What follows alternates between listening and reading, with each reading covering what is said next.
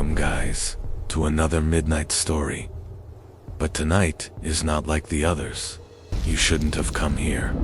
The shadows are watching your every step. The wind whispers secrets you were never meant to hear. Every creak, every rustle could be your last dot. Do you feel it? The darkness moving just behind you. Welcome to the Midnight Story. 10 shocking true tales of lost children in Appalachian Towns. Horror stories. Story 1, Echoes from the Hollow Woods. I remember the first time I heard about the child who disappeared near the old logging trail. It was late afternoon and the sun was low, spilling gold through the thinning trees as I walked home from my cousin's house. The woods were quiet, almost too quiet. The kind of quiet that makes the air feel heavier, pressing against your chest with each breath. I had taken that path dozens of times before, but something felt off that day. A subtle tension in the way the branches shivered even though the wind barely moved. I kept thinking about the girl's laugh that everyone in town said echoed through the trees before she vanished. A laugh that was both bright and hollow, almost like a warning. I swear I heard something that afternoon, a faint whisper, soft and teasing, calling my name, carrying over the crunch of leaves underfoot. My heart jumped, pounding so hard I thought someone would hear it in the stillness. I followed it for a few steps, moving toward the thicket where the light dimmed, my hands brushing against low-hanging branches.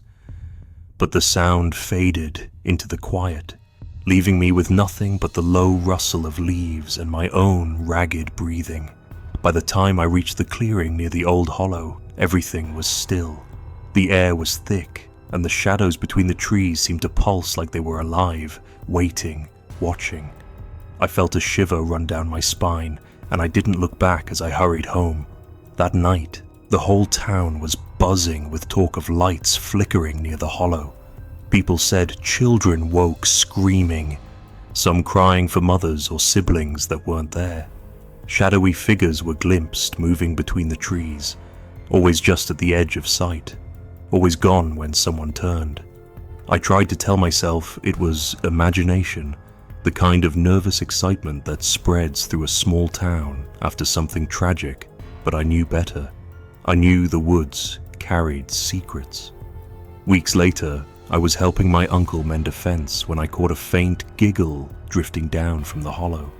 It was distant, playful almost, and yet it carried an edge that made my stomach turn cold. I froze, my hands gripping the fence posts, and strained to listen. The sound vanished, swallowed by the thick canopy, leaving me trembling. I couldn't stop thinking about her, the girl who disappeared. I could picture her pale face, the wide, terrified eyes just before she vanished, framed by golden hair that caught the sunlight like it belonged to someone else entirely. Her expression haunted me more than the woods themselves, a mixture of fear and pleading, like she was begging anyone who saw her to do something, anything, but no one could hear her. Days turned into weeks, and the story became part of the background hum of the town. Parents warned their children not to wander near the hollow, but curiosity is a quiet, insistent thing. Even I found myself walking past the trail, peering into the dense growth, hoping, afraid to hope, for a glimpse of something that would explain it all. The air always smelled the same: damp earth, decaying leaves, a faint hint of smoke, as if a fire had long been abandoned. Shadows clung to the hollows in ways that felt unnatural, and even in the afternoon light, the forest seemed darker, older than the hills that surrounded it.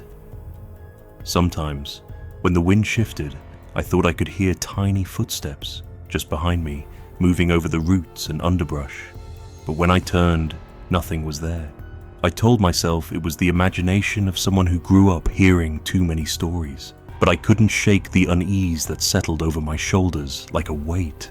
One evening, a few months later, I was walking back from a friend's house, carrying a lantern because the daylight had slipped away faster than I expected. The trail was quiet, too quiet again, and the shadows stretched long across the path.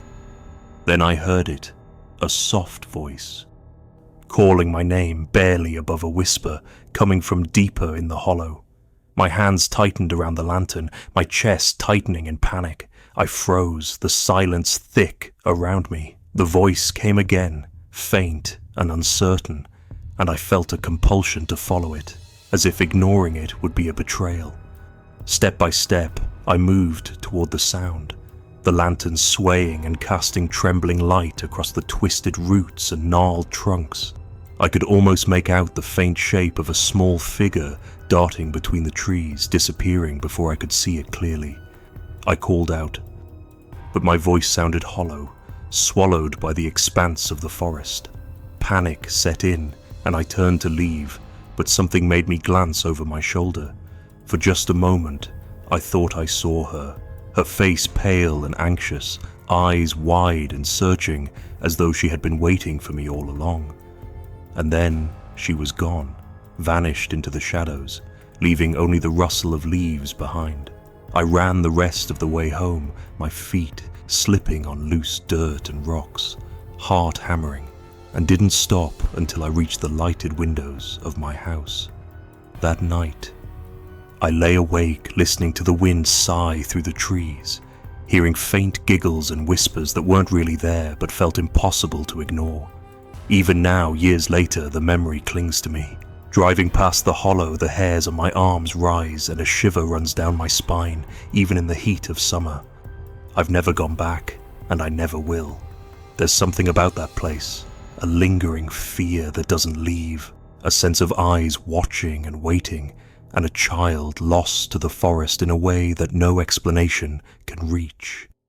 I can still picture her face, can still hear the faintest whisper of her name carried on the wind, and it's a memory that refuses to fade, a quiet dread that settles over me whenever I think about the hollow woods.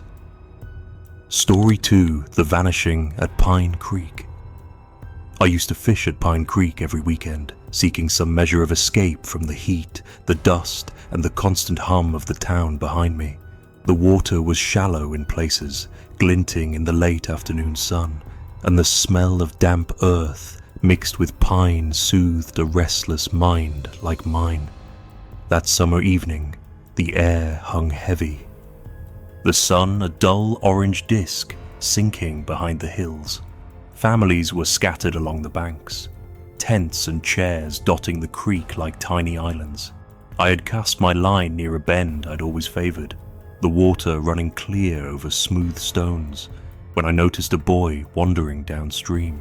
He was small, maybe 8 or 9, his hair sun-bleached and tangled. At first, I thought he was heading back to his parents' campsite, but then I realized I couldn't see them anywhere nearby. I blinked, and he was gone, swallowed whole by the dense trees and the shifting shadows that stretched like dark fingers over the water. Panic rippled through the crowd as word spread. I joined the search, moving along the banks, my feet sinking into soft mud as I called his name, the sound of my voice strange and hollow in the thick air. The townsfolk spread out, shouting and banging makeshift drums on overturned buckets, scaring the waterfowl and drawing uneasy glances from other campers. Hours passed, the fading sun casting long shadows that merged with the tree line, and still there was nothing. No boy, no trace, not a single scrap of clothing, not a bent branch, not even a footprint, just the quiet water flowing over stones, indifferent to the small panic it had witnessed. I felt the weight of eyes on me, though when I turned, there was no one. My stomach knotted, a deep unease that didn't belong to reason. Days bled into weeks. The search party had dwindled, the creek returning to its lazy rhythm, but I couldn't let it go. On my solitary walks past the bend, I thought I saw him, glimpses of pale skin through the trees, a small figure standing, staring, and vanishing when I blinked or took a step forward. It was never long enough to confirm, never clear enough to call anything other than memory. But it left me with the prickling certainty that he was still out there, somehow part of the forest now. Each time I approached that bend, the water sounded different, the wind carrying a whisper of laughter, the kind that fades into the rustle of leaves. I would freeze, straining to catch a shadow in the periphery, a movement that wasn't mine. Years later, I passed the creek again, my boots sinking into familiar mud. I could smell the water before I saw it, the mix of pine and wet stone, faint algae tang and rotting leaves. That's when I noticed footprints, small, child-sized, pressed into the soft mud along the bank. They were fresh enough to make me pause, yet impossible. No child was nearby, no one had been there, and the surrounding forest remained still, silent, as if holding its breath. The tracks led straight into the thick of the trees where the shadows deepened and the underbrush tangled like a wall. I couldn't follow them, not safely, but I couldn't look away either. Something about the creek had taken on a permanence in my mind, a secret it would never reveal, a mystery that clung to the bends and the roots and the murmuring water. Even now the memory sits heavy behind my eyes. I can picture him, the brief flash of a small body disappearing into the shadows, the way his hair caught the last rays of sun, the helpless tilt of his head as though he knew, just before vanishing, that no one could save him. There's a lingering dread in the way the creek curves, in the low, steady hum of the water over the stones, in the sigh of wind through pine needles. Sometimes, late at night, I hear a faint laugh in my dreams, thin and trembling, like it's coming from some other world just beyond my reach. I wake with my chest tight, haunted by the feeling of unseen eyes, always on the edge of the bend, watching, waiting. I never go to that bend anymore, never fish that quiet stretch of water, but I can't seem to let it go. The image of those footprints leading away into the forest stays with me. I imagine him still there, somewhere between the trees and shadows, growing older yet untouched by the years, living in a world layered over ours, known only to the creek and the woods. The thought chills me more than the heat ever could, more than the long stretches of silence along the banks. There's a finality to his absence that the forest does not honor, an ending that refuses to resolve. And the creek? It continues to flow, calm and indifferent, keeping its secrets hidden beneath smooth stones, in dark bends, and in the rustle of leaves that whisper in ways only the lost seem to understand. Every time I pass it, I feel it, the quiet insistence that the woods remember, that the creek remembers, that he remains part of the endless, unspoken story. No one else will see it. No one else will understand the way the forest waits, patient and silent, for those it has claimed. And though the years have dulled the sharpness of that summer evening, they've only deepened the echo of the boy in my mind, the feeling of unseen eyes, and the certainty that Pine Creek keeps its vanished children, and it keeps them close, always just beyond the light. I don't know what became of him, and I suspect I never will.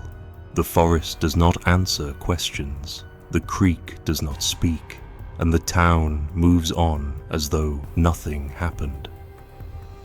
But the memory lingers in me, in the way I see shadows along the bend, in the unease that creeps into my chest whenever I hear laughter or splashing water, and in the quiet, persistent sense that something waits, something that is not gone. That small boy is still there, somewhere between the trees and the water, staring silently, a ghost of a summer day that the town can't remember, but that I can't forget. Story 3: Shadows in the Abandoned Schoolhouse. I had heard the stories about the old schoolhouse ever since I was a kid.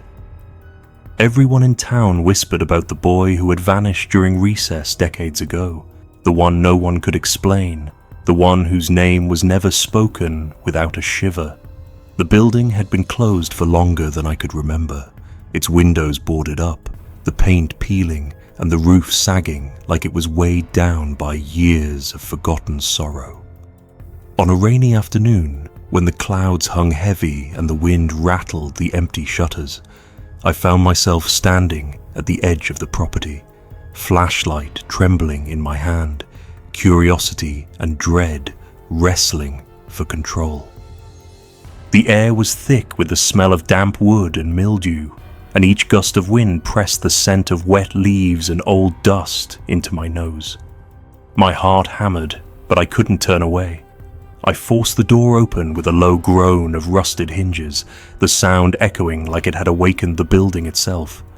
Inside, the air was stagnant, dense with decay. Every step I took on the rotting floorboards reverberated through the halls like a scream trapped in wood. My flashlight cut through the gloom, illuminating broken desks, torn curtains, and the faint outlines of forgotten posters still clinging to the walls. Chalk scrawls covered the blackboards and walls alike, names of children I didn't recognize. Some etched so deeply into the plaster it seemed the building itself had tried to remember them. I moved slowly, almost afraid to breathe, following the faint smell of dust and mildew as it clung to the corners, twisting my stomach with unease. As I rounded the far side of the room, I saw it. A small desk shoved into the corner, as if pushed aside in a hurry. The chair rocked slightly, though the air was still. And I swear I saw it tilt as if someone had just risen from it. My fingers tightened around the flashlight, knuckles white, every instinct screaming to leave, but something kept me rooted.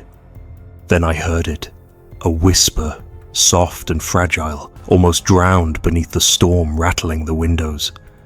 "Don't leave me here," it said. My blood ran cold. I froze, straining to see if someone had been hiding in the shadows, some prankster playing at long-forgotten stories, but there was nothing. Only the rocking chair and the empty desk, bathed in the weak cone of light from my trembling flashlight. I bolted then, crashing through the door and spilling into the rain-soaked yard, heart hammering like it would burst.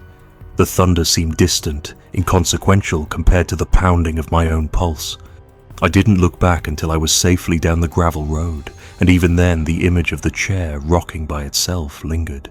Nights after, I could see it in my dreams. The blackened room, the chalked names, the small desk in the corner, and the faint, pleading whisper. Years have passed, but I still avoid that road when I can. Passing the schoolhouse, even in daylight. I feel a tug in my chest, a tightening of the throat, a whisper I am almost sure I hear when the wind shifts. The building holds something, some residue of the boy lost long ago. A presence that stretches beyond the decay and rot. People in town still tell the story in hushed voices, adding layers to the myth. But the fear I felt that rainy afternoon was real, grounded in something I cannot explain, something I carried home with me that day, pressed into my chest like a small, insistent weight. The schoolhouse doesn't just hold memories of a child, it holds a memory of fear itself. And every time I pass it, I feel the brush of that memory against my skin, reminding me that some places do not let go of what they have claimed. Story 4. Midnight Footsteps on Hollow Lane. I was delivering firewood that night, trudging along Hollow Lane under the steady drum of rain, the smell of wet earth and pine filling my nose. The moon was a thin sliver behind thick clouds, barely enough light to see the ruts in the road where the wagons had passed earlier in the day. The rain's slicked path reflected the flicker of the lone street lamp at the bend, casting long, uneven shadows across the fence posts and the gnarled roots spilling from the embankment. That's when I first heard the footsteps, soft, deliberate, small, and following the rhythm of my own. I froze, my hands gripping the bundle of firewood tighter, unsure if my mind was playing tricks, if the wind had shifted in a way to make the mud groan beneath the trees. But then I heard it. A laugh, faint, high-pitched, almost teasing, carried through the patter of rain. It made my chest tighten, a mix of alarm and disbelief twisting in my gut. I stopped completely, straining my eyes through the rain-smeared darkness. And that's when I saw him. A small figure, pale and thin, standing just under the flickering light of the street lamp. His hair clung to his face from the rain, his clothes soaked and dark, and he stared at me with wide, unblinking eyes. I called out, my voice cracking, but before I could take a step forward, he vanished, like a shadow swallowed by the night. My knees felt weak, and I stumbled, gripping the firewood as if it could anchor me to reality. The rain hammered down harder, and the road seemed to stretch on endlessly, dark and hollow. I muttered to myself that I must be imagining things, that the storm and the late hour were playing tricks on my eyes, but the memory of that gaze, pale and imploring, stayed with me long after the street lamp flickered and went dark. The next day, the town was buzzing with whispers, hushed conversations at the general store, and hurried words exchanged at the post office. Another child had gone missing, the same age as the boy I thought I saw, and from the same stretch of road, Hollow Lane. Mothers clutched their children tighter, fathers shook their heads with an unspoken fear, and everyone seemed to glance over their shoulders when the wind rattled the old shutters of their homes. I told myself I was seeing connections where there were none. That coincidence was to blame. But my stomach twisted every time I thought of the pale boy under the lamp. For weeks afterward, I avoided that lane entirely. I would take the long way home, crossing muddy fields and tangled paths to skirt the bend where I had seen him. But Hollow Lane had a way of creeping into your thoughts, planting itself in the back of your mind when you least expected it. I would dream of the street lamp flickering in the rain, and sometimes, in the dead hours of the night, I could hear faint, uneven footsteps echoing just behind me. Not the steady tread of a grown man, but tiny, careful steps, keeping pace, lingering at the edge of hearing. I would wake, drenched in sweat, convinced for a moment that someone had followed me home, only to find the floorboards silent, the wind outside the window whispering through the trees. Months passed, but the memory refused to fade. Hollow Lane had changed for me. It became a place that existed not just in the town, but in the recesses of my mind. I could picture the boy standing under the street lamp, pale and soaked, waiting for something I could not name. Even in daylight passing the lane, I felt a tug in my chest, an almost imperceptible pull toward the bend where shadows pooled and the roots of old trees clawed into the dirt. The laughter echoed in my memory, faint and mocking, like a half-remembered song. I tried to forget, tried to convince myself that children go missing for 1,000 mundane reasons. That it was hunger, that it was neglect, that it was something explainable.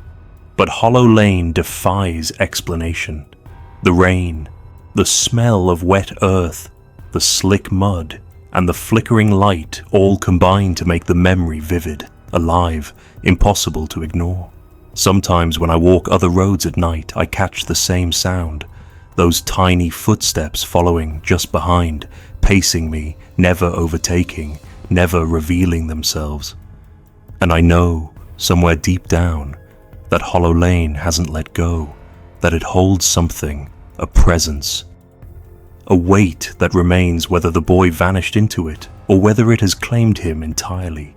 Even now, when the wind shifts and the trees sigh in that hollow way, I hear it again, small, careful steps behind me. My heartbeat quickens, my skin pricks with the memory of rain and mud, of the pale figure beneath the flickering lamp, and I swear I catch a glimpse of something at the edge of vision. Not fully human, not fully gone, just waiting, always waiting.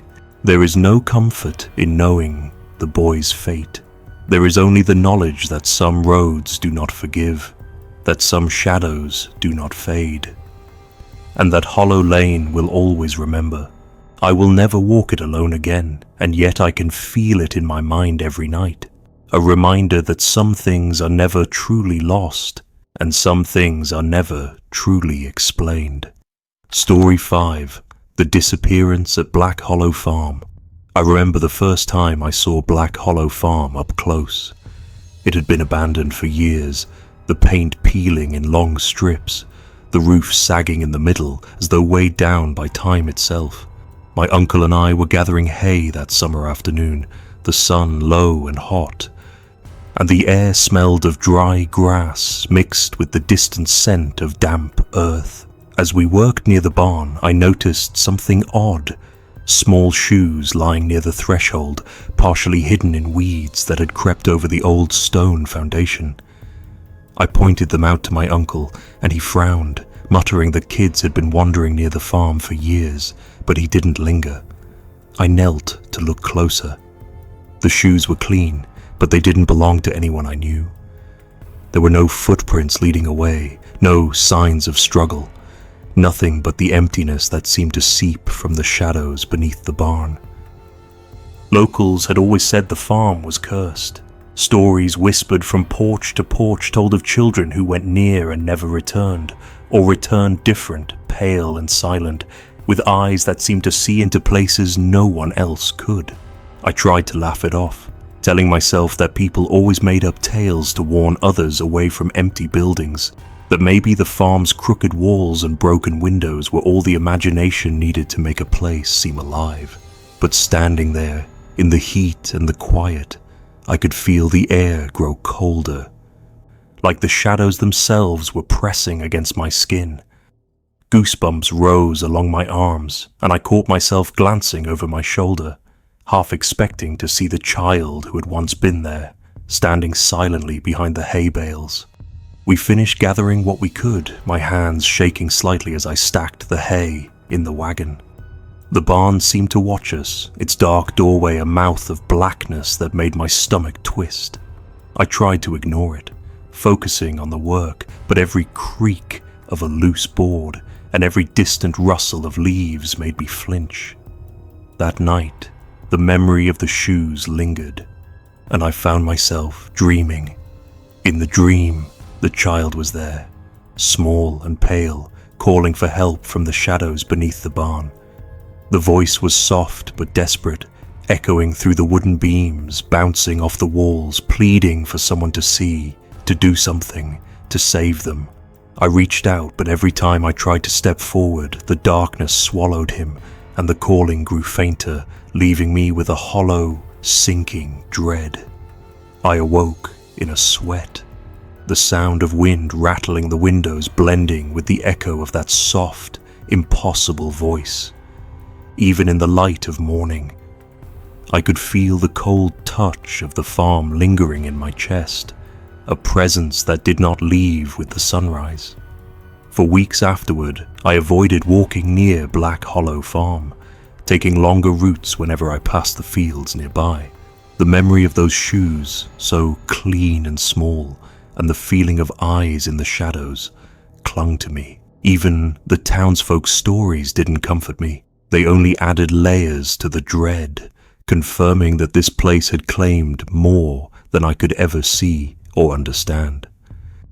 Sometimes, when I ride past on the old gravel road, I catch glimpses of the barn through the trees. The doors hang crooked, moving slightly in the wind, and shadows pool in ways that seem deliberate, as if something inside is aware, waiting. I imagine the child there, somewhere beneath the rafters, never truly gone. The small voice calling from beyond the years, a memory preserved in the rotting wood and tall grass. I've never returned to the farm, and I don't intend to. The air around it seems heavier now, like the land itself has absorbed some unspeakable sorrow, and even standing far away, I feel the weight of it pressing against my shoulders. Black Hollow Farm is more than an abandoned building. It's a place where the line between the living and the missing blurs, where time bends and memory sticks like cobwebs in the corners.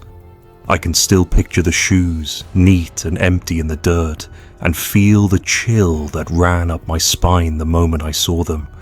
The farm seems to breathe, to hold a memory, and I carry that memory with me, whether I want it or not.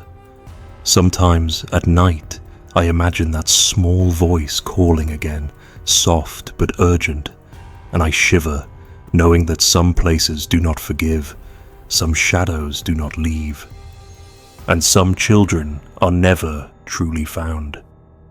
Story 6. Whispers from the Mountain Ridge. The day I chose to climb the ridge, the town below was sweltering with the kind of summer heat that presses against your chest and leaves the air heavy with the smell of dry grass and dust. I needed to escape, to get above the narrow streets and the murmurs of neighbors who never let anyone be alone without gossiping about them. The trailhead was just past the old logging path, where the trees grew close and dark, the sunlight filtering down in weak, hesitant streams. I took my pack, tightened my boots, and started the slow, uneven climb. The rocks were loose, slick from the morning dew, and each step was a cautious negotiation with the earth beneath me. Somewhere along the ridge, above the thick canopy, I first heard it, a faint cry, high-pitched and trembling, carrying on the wind. I stopped, my heart thudding like a hammer against my ribs, telling myself it was a bird or the wind through the cliffs, but the sound was too human, too small and plaintive. A child calling out somewhere close, yet impossibly far. I hesitated, considering turning back, but curiosity pushed me forward. My hands gripped the worn straps of my pack as I picked my way over jagged rocks, sliding on gravel and letting out little curses with each slip. The cry came again, softer this time, but unmistakable. It seemed to be coming from a narrow ledge that ran along the side of the ridge, almost hidden beneath an overhang of jagged stones. I paused, chest tight, realizing the trail hadn't looked this dangerous on the map. The air grew cooler, the sun filtering out entirely as clouds rolled across the peaks, casting everything in a sudden grey gloom. I climbed higher, careful with every step, the crying now mingling with the sound of the wind, bending and breaking it, almost as if the ridge itself was whispering in response. I rounded a bend, and there it was, the cliff edge, jagged and sharp, looking down into nothing but shadow and jagged rocks below. The cries had stopped. For a moment, I thought I'd imagined the entire thing, that it had been the trick of my own mind, stressed and worn from the heat and the climb. But then I saw it, a small scarf, pale blue, tangled in a scraggly bush that grew out from a rock crevice. It fluttered in the wind, but no child, no footprints, no sign of anything else. Just the scarf, abandoned and damp with the mountain's mist. My stomach turned as a chill ran down my spine. Everyone in the town had known the story. The boy who had vanished years ago on this same trail, his parents still coming up now and then, hoping against hope to find him. I reached out and touched the scarf, its fibers cold and damp, and felt something I couldn't explain, a weight pressing down on my chest, the unmistakable feeling of eyes watching me from the cliffs above and the forested slopes below. I called out, my voice cracking against the wind. "Hello? Is someone there?" Only the echo returned, hollow and mocking, bouncing off the rocks and twisting in the air. I started to descend, carefully tracing my steps, but the trail seemed different now. Rocks shifted beneath me that hadn't before. The familiar markers of my route twisted, almost as if the mountain had shifted while I wasn't looking. The wind picked up, carrying the softest of whispers, words I couldn't quite make out but that sent my skin crawling. "Leave, before it's too late." Or maybe it was, "Come closer." I couldn't tell. I clutched my pack tighter. eyes scanning the jagged edges and overhangs, every rustle of the trees and shift of the wind twisting into something human, something pleading.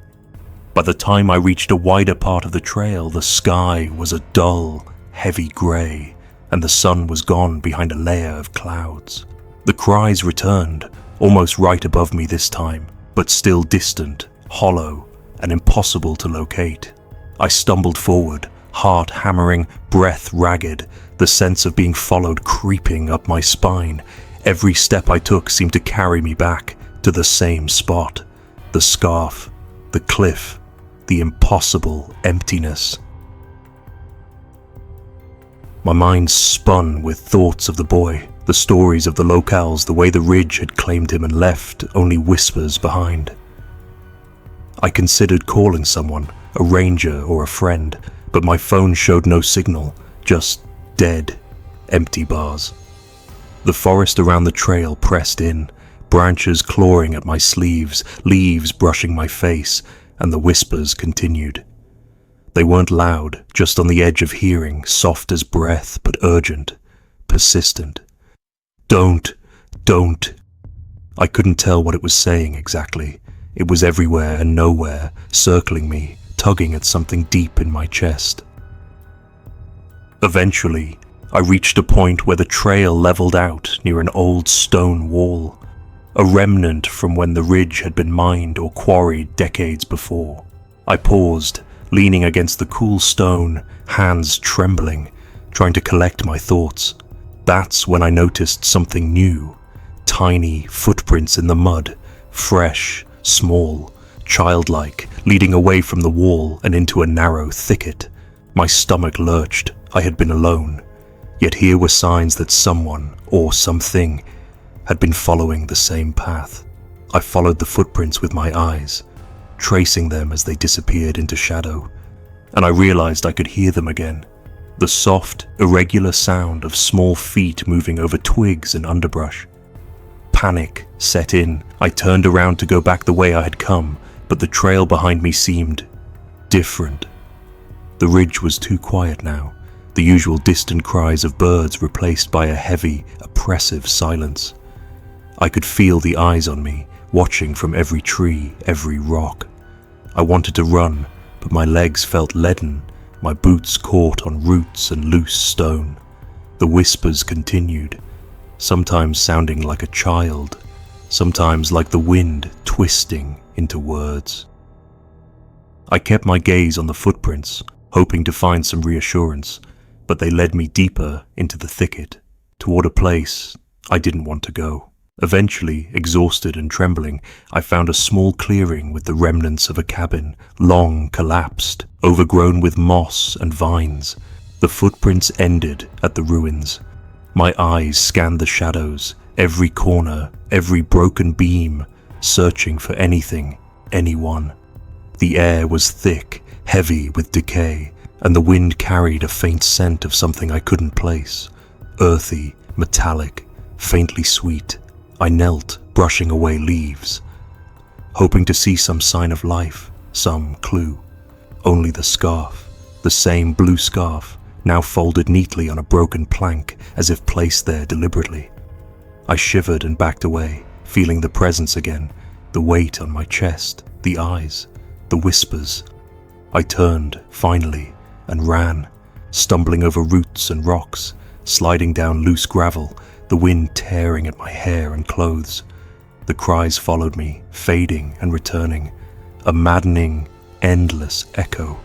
By the time I reached the tree line and the lower trail leading back toward the town, the ridge was quiet, the sky dim and overcast. I looked back once. From the shadowed cliffs above, I could swear I saw a small figure standing, pale and still, watching me, a hand raised in a silent wave or plea. I never returned to the ridge. I told no one what I had seen, fearing they would think me mad or exaggerating. But sometimes, at night, I dream of that place. The loose rocks, the abandoned scarf, the whispers curling around me like smoke. Sometimes, when I hike near the edge of the forest, I think I hear faint cries, almost a memory of the mountain itself reaching out. I can still feel the ridge watching, waiting, and the weight of the lost boy, or perhaps many lost children, pressing down on the trees and stones.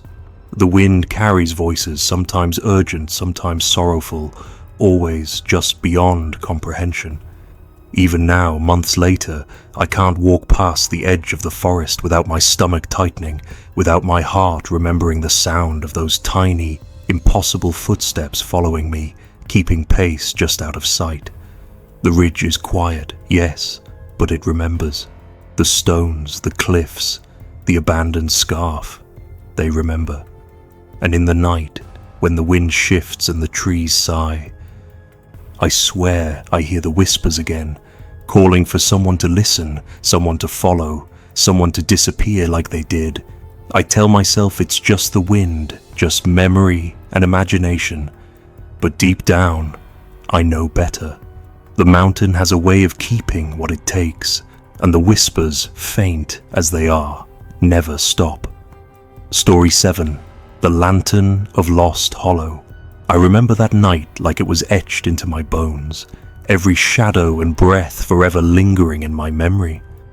The hike had started innocently enough, a simple escape from the heat and noise of town, a way to feel the quiet of the forest press against my chest, heavy and alive.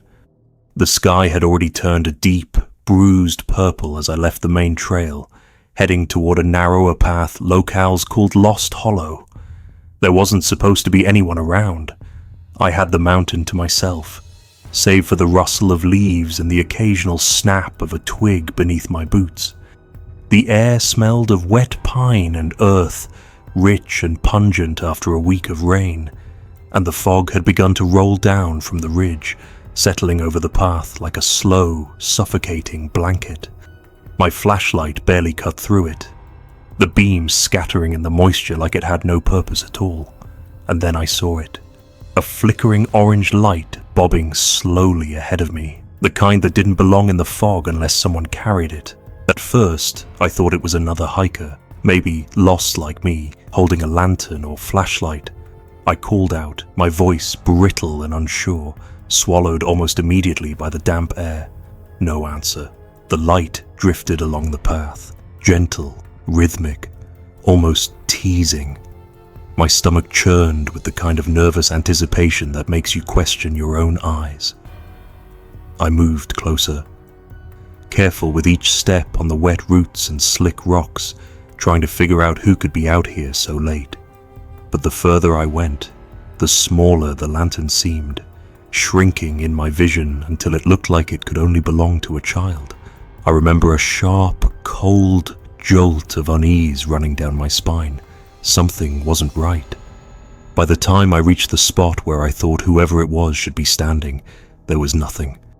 The lantern hung in mid-step, swaying slightly as if someone had just set it down, yet the air was still.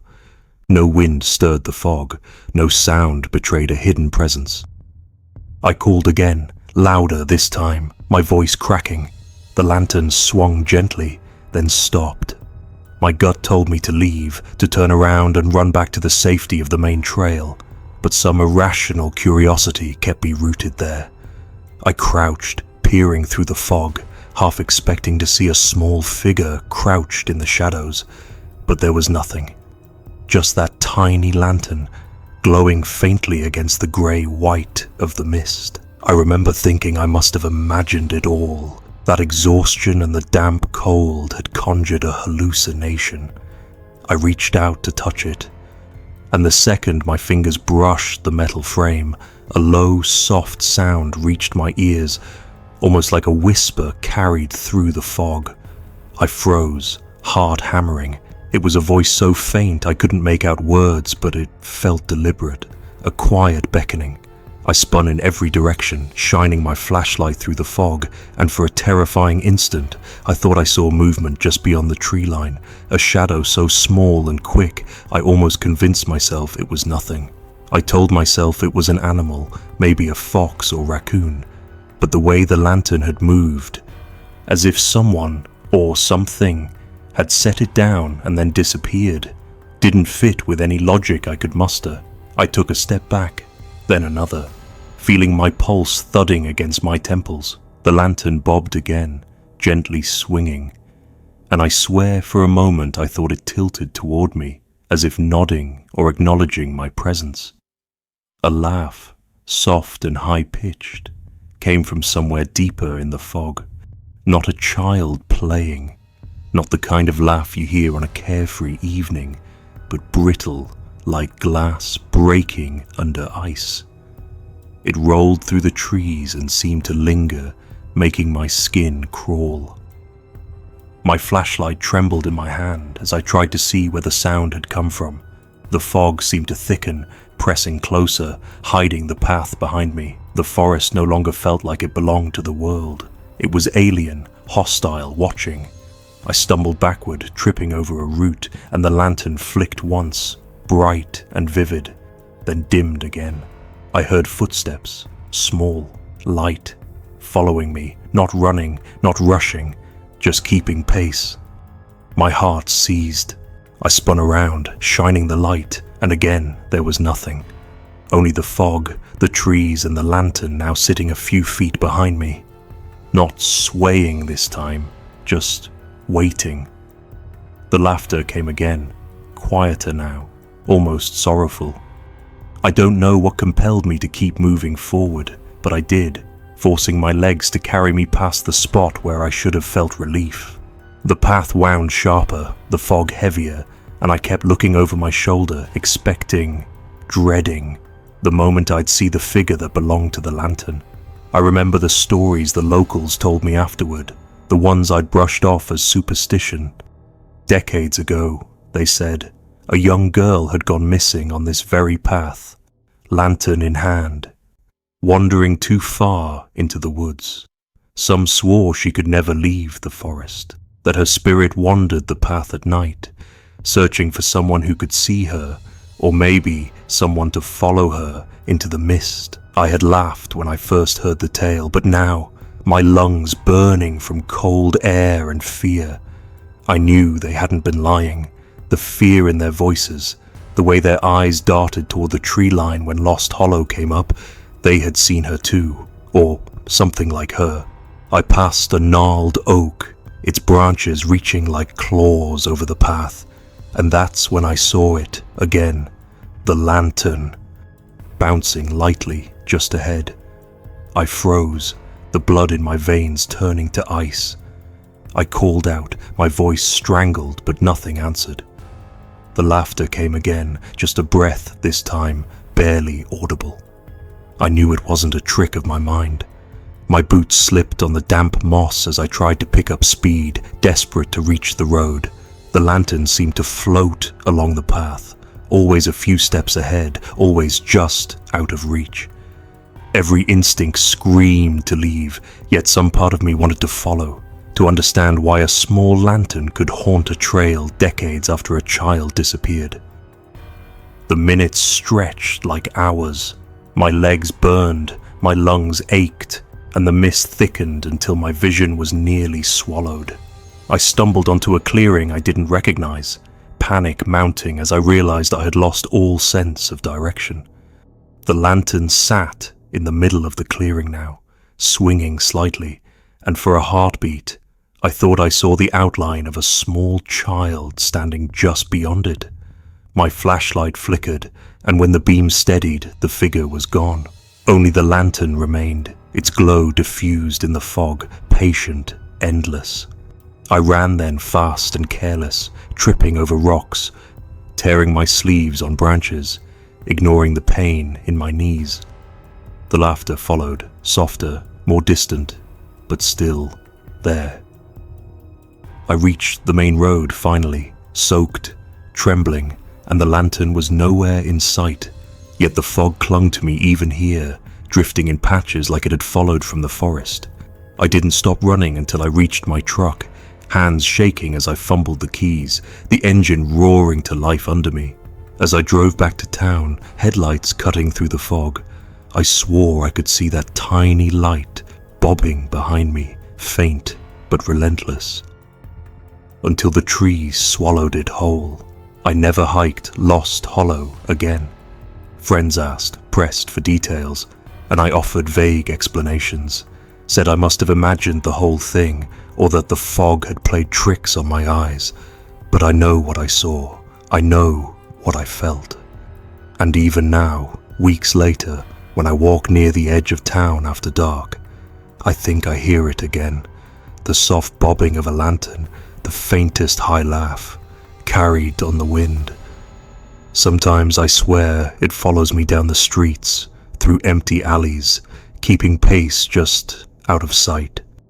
I catch glimpses, shadows between cars, shapes too small to belong to anything grown, always gone when I look straight at them.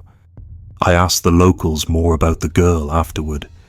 They told me she had been lost for good, vanished without a trace, and some nights, those who venture near the forest say they see a small lantern drifting through the fog, waiting, searching. They said she doesn't harm anyone, but she doesn't want to be seen, doesn't want to be followed either. Just caught somewhere between the living and something else, forever wandering the path. She couldn't leave. I keep thinking about that.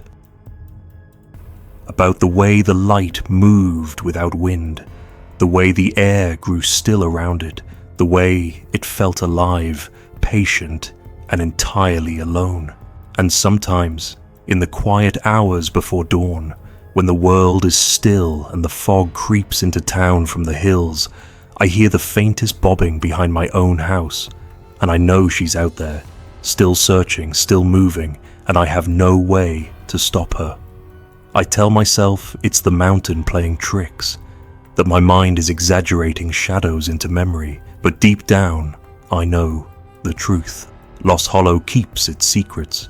It takes what it wants, shows itself when it wants, and no one who wanders there leaves untouched. I haven't been back, and I never will, but sometimes, I swear, when the fog is thick and the wind is just right, I can hear that small, desperate laugh outside my window, just a breath away, reminding me that the girl with the lantern never really left the path, and maybe, in some small, unknowable way, she's still following me. Story 8, Vanished at the old mine entrance. I remember the first time I laid eyes on the old mine entrance, though I didn't know it would become one of those memories that clings to you. The kind that lingers long after the sound of your own voice has faded. It sat at the edge of the ridge, half hidden behind a tangle of underbrush and cedar saplings that had clawed their way into the broken timbers around it. The air always felt heavier there, like it was holding its breath, waiting. People in town would cross themselves when they spoke of the place, muttering that it was cursed, but I was young then and stubborn, convinced that danger was only what you saw and touched.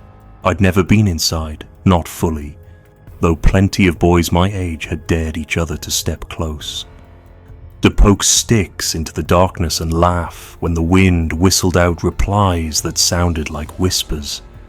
It was a hot, dry summer when it happened, the kind that left dust on your tongue and a rasp in your throat.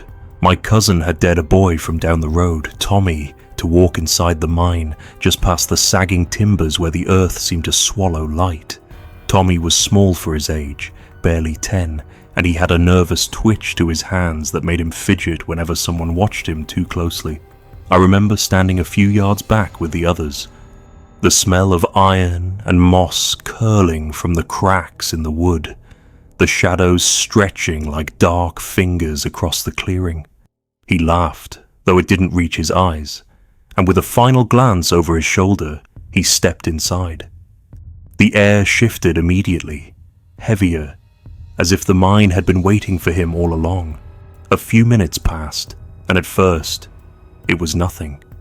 Just the faint echo of Tommy's footsteps on the wooden planks, a hollow tap-tap that seemed to vibrate up through the soles of my boots.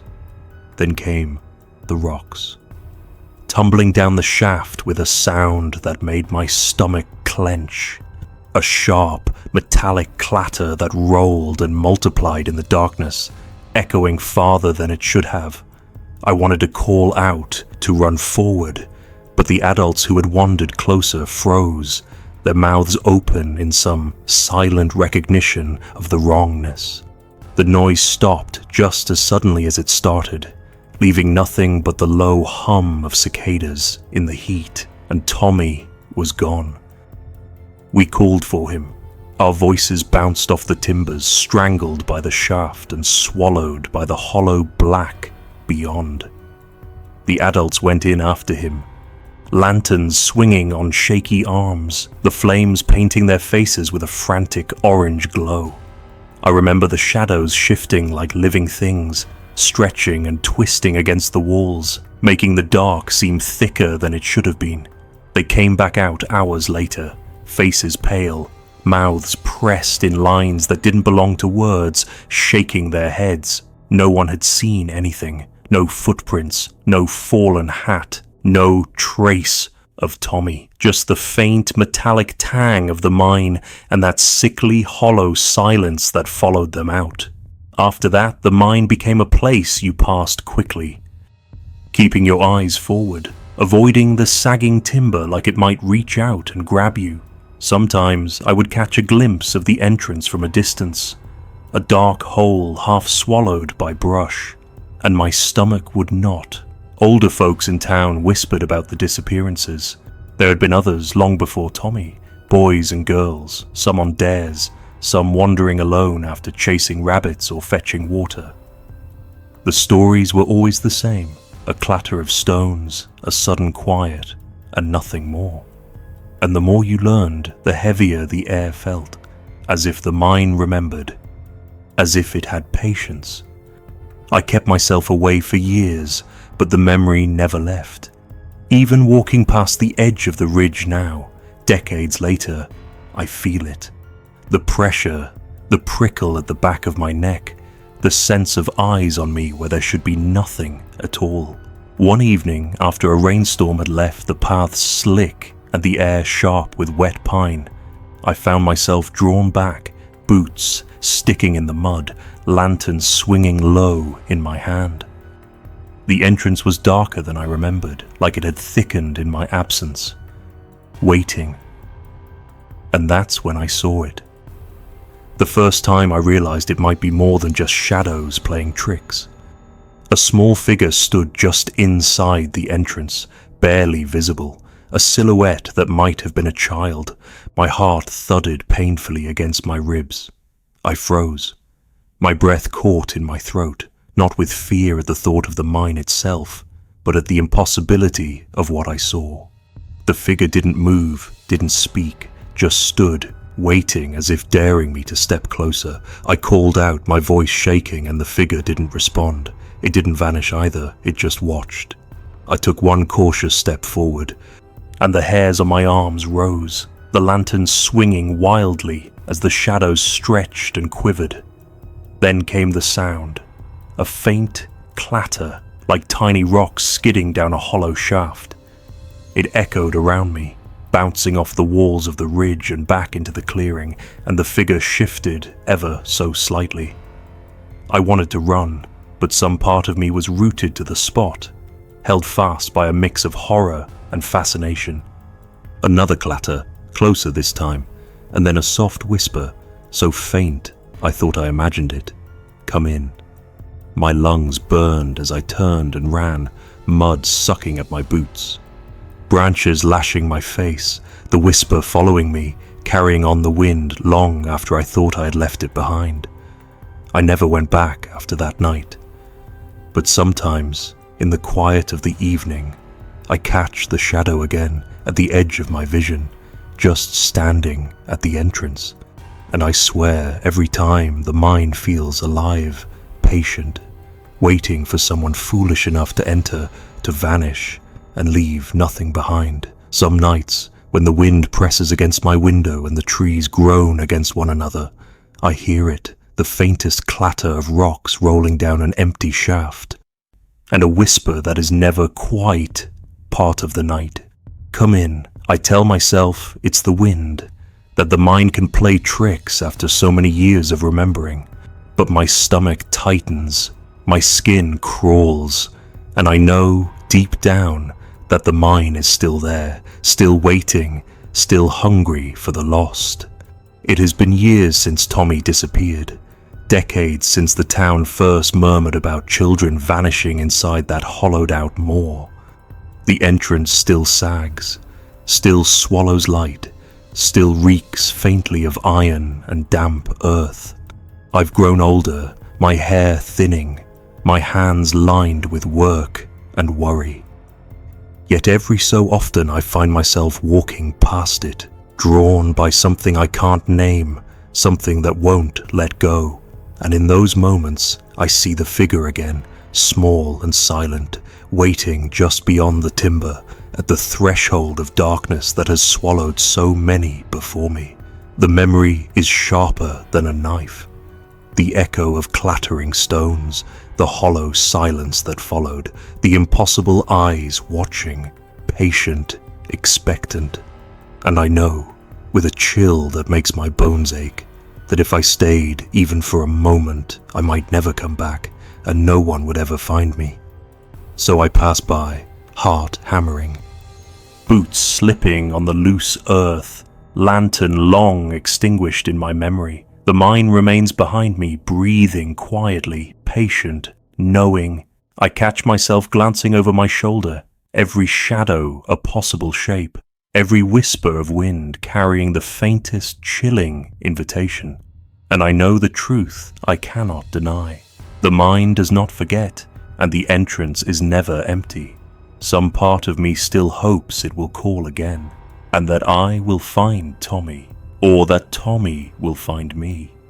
But mostly, I just hope to keep moving, to keep the mine behind me, though I know it will follow, waiting until another foolish soul steps too close, and the clatter begins anew. Story 9, The Forgotten Playground at Dusk. I remember that evening clearer than I'd like to admit, though I've tried to push it from my mind more times than I can count. The air had that heavy, sticky heat you only get in late August, and the sky was bruised a deep purple, the sort of color that makes the edges of everything seem sharper, more unsettling. I'd been walking the edge of town near the old mill road, just meandering, trying to shake off the weight of a long, humid day. It was quiet, the kind of quiet that presses into your chest and makes your own breathing sound loud. And then I saw it. The playground, set back behind the rusted chain-link fence, the swing swaying ever so slightly. At first I thought it was the wind, a little gust rattling the chains, but the air had been still for a long while, stagnant in that sort of oppressive way that clings to your skin.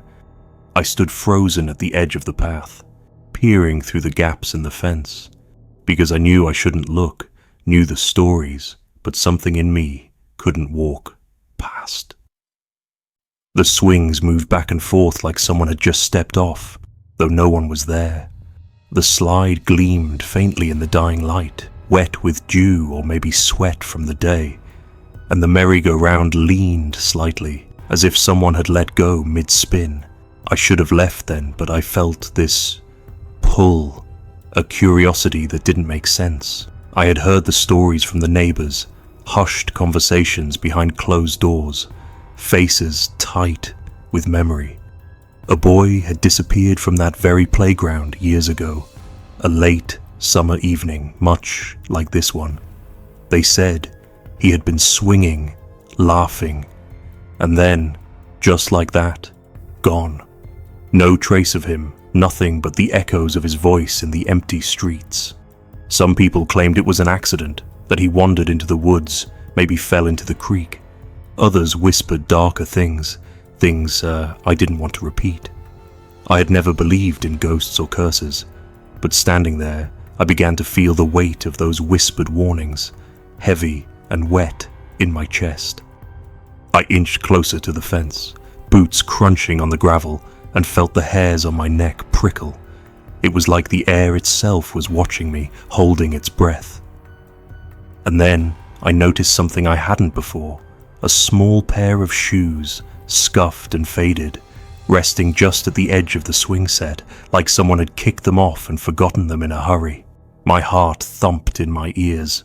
I wanted to call out, wanted to demand some explanation, but my throat had gone dry, locked up with a fear I hadn't expected to feel. I could hear my own heartbeat, loud and frantic, drowning out even the distant hum of the cicadas. I leaned over the fence, trying to get a better look, and that's when I felt it, the unmistakable feeling of being watched. I spun slowly, trying to pinpoint a shadow, a shape, anything that might explain the prickle crawling down my spine. The playground seemed empty, but the sensation didn't fade. It was like invisible eyes were tracking every movement, following every step I took, measuring my hesitation. I could almost hear a whisper, a faint sigh carried on the still air, too soft to make out words, but enough to make my stomach twist against my better judgment. I stepped onto the soft grass, careful not to make the dry patches crunch too loudly. The swing swayed more as I approached, and I swore I felt a draft brushing past my ears, carrying the faint scent of earth and something else, something sour, almost like decay. I couldn't tell if it was coming from the ground, the shadows, or some memory embedded in the place itself. Every instinct told me to leave, but my feet wouldn't move. I reached the swings, and the leather straps scraped against each other with a low, metallic rasp. I hesitated, fingertips grazing the seat, when I thought I saw movement in the corner of my eye.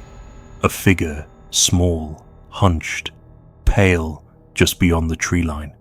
I blinked, and it was gone. My breath caught in my throat. I should have turned back then, should have run screaming from that cursed little plot of earth.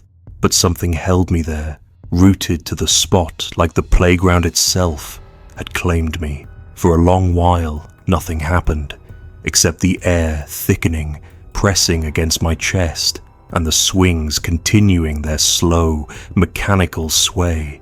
Then I heard it, a soft, almost imperceptible giggle, high-pitched and brittle like dry leaves snapping underfoot. I froze, every nerve screaming, and my eyes darted around. There was no one, nothing, and yet the giggle came again. Closer this time, echoing through the rusted frames and rotting wood. My skin crawled. It was not playful, it was deliberate, expectant, like someone waiting for me to see them or fail to see them and be part of whatever they were carrying in the darkness. I tried to convince myself it was a trick of memory, that it was the stories of the boy, the nervous excitement of being alone at dusk. But then, the swings jerked violently, almost as if a hand had seized them, and the shoes at the edge of the set clattered softly, though the ground was smooth and empty. I stepped back, stumbling over a root, and my foot hit something else, another shoe, smaller, younger. I froze again, heart hammering, fingers trembling. There shouldn't be two, there shouldn't be anything. I wanted to look away, to close my eyes, but a voice, almost a whisper, tickled my ear. It didn't speak words, it didn't need to. The tone alone, a mix of longing and warning, froze my blood. I don't know how long I stood there. The sky darkened, and the first stars began to prick through the purple gloom. I wanted to leave, to run to the road, to the safety of lights and strangers. But my feet were reluctant, stubborn against my commands. The feeling of eyes, patient and relentless, was everywhere now, in the trees, in the swings, in the very air that wrapped around me. And then I heard footsteps, small and careful, moving toward the fence. I spun, but nothing was there. Just the shadows, stretching and yawning, and the faint smell of wet earth. It was as if the playground itself remembered. Every swing, every slide, every forgotten piece of equipment seemed to hold a memory, a pause of time frozen at the moment of loss. I could almost see it, the boy, small and laughing, suddenly absent, the echo of his disappearance folded into the air, tangible, pressing against the world like a bruise. And I realized I wasn't alone, not just in the sense of a body or a shape, but in the sense of being watched by something that wasn't alive but wasn't dead either. Something waiting, remembering, holding on to the moment when everything changed. I took a step back, finally, and another, careful, measured until I was at the edge of the path. The giggle came one last time, soft, mournful, almost like a sigh, and I ran. Not fast because fear made legs stiff, but urgent, panicked enough to hear the hollow clatter of swings swinging in my wake. When I reached the street, I dared to look back. The playground was quiet now. The swings had stilled. The shoes were gone. But the feeling didn't leave me, didn't fade with distance or streetlights. It followed, a persistent weight at the back of my mind, whispering in echoes that I couldn't quite make sense of. I've passed that playground since, always by daylight, always in a group, always with something in my chest that tightens when I hear the faint creak of metal or the whisper of leaves. But sometimes, when the sun dips low and shadows stretch long, I swear I see them. Small movements, faint shapes, a hint of presence waiting, always waiting. And I remember that evening, standing frozen, feeling the playground breathe around me, and I realized it wasn't the boy I was seeing, or even his absence. It was the memory of him, claiming the space like a living thing, holding on to what was lost, carrying it forward in the wind, in the rusted chains, in the silent eyes that watch anyone who dares look too long. I never speak of it except now, and even as I do, I can feel the weight of that place pressing through the words. It isn't a tale you tell for fun or curiosity. It's a place that claims you in a way you don't understand, in whispers, in silence, in the slow, patient way the world holds onto loss. And sometimes, late at night, when I'm walking home alone, I feel the memory of that boy, the presence of the playground brushing past me, reminding me that some things never truly vanish. They wait, they watch, and they remember. Story 10. Crying by the river bend. I remember that afternoon by the river as if it's etched into the deepest, most tender part of my memory, the kind you can't shake even when you try. The sun was slipping low behind the hills, spilling a pale, orange light across the water that glinted against the smooth stones where I sat, skipping them one after another, watching the ripples fan outward. The river was calm, deceptively calm, as if it had been holding its breath for decades. I was alone, or I thought I was, enjoying the quiet solitude of the bend where few people ever came. The forest on either side was thick and dark, and the smell of wet earth and moss hung heavy in the air, mingling with the faint tang of smoke from distant chimneys. I remember feeling a kind of peace, a rare moment of stillness, until I heard it, a sound that seemed too fragile, too human, to belong to the wind or the birds. It was a soft, heart-wrenching cry, just beyond the reach of reason, like someone had pressed a thin hand against the world and whispered grief straight into it. I froze, my heart tightening as the sound carried across the water. At first, I thought it was another hiker, someone lost or hurt, maybe a child calling for their parents. My feet carried me closer before my mind fully registered that no one else had been near. The cry came again, faint but unmistakable, and I followed it along the narrow, muddy path that skirted the riverbank. Then I saw her, a small child sitting cross-legged on the edge of the water, her head bowed, shoulders shaking. Her hair hung in damp strands clinging to her face. She wasn't calling for me or anyone else, not really. It was as if she were mourning something invisible, something I couldn't see. I called her name instinctively. "Hey, are you okay?" My voice sounded ridiculous in the heavy air, and when I stepped closer, the figure seemed to flicker like the light bending through a wave. The second I reached the spot where I thought she was sitting, she was gone. The stones were still, the river smooth, and there wasn't a trace of her on the muddy bank. My legs quivered, not from the cold, but from something I couldn't explain. I looked around, the trees shifting shadows in the dimming light, the river moving as if it knew a secret I wasn't meant to know. I called again, but only my own voice answered. Bouncing back from the hills, hollow and distant. Later, when I told a few locals about it, their expressions tightened. An old man with a face carved by years in the mountains leaned close and lowered his voice. That river bend.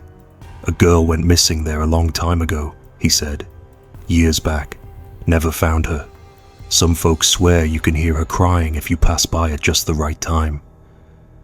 I nodded, trying to smile, but my chest was heavy, and I felt that old, small pulse of fear that never fully leaves a man once he's seen the edges of something he can't explain.